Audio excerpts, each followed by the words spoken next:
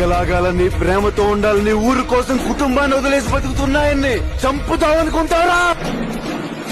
కదలప్పా! ఈడ మంది లేరా, కత్తులేవా?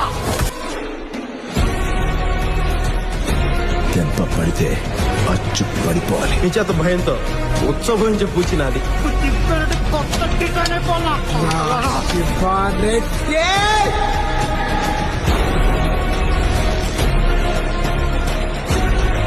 ఒక్కసారి ఊడిపోతే సరదా మళ్ళీ మళ్ళీ ఎగిరిపడ్డావు.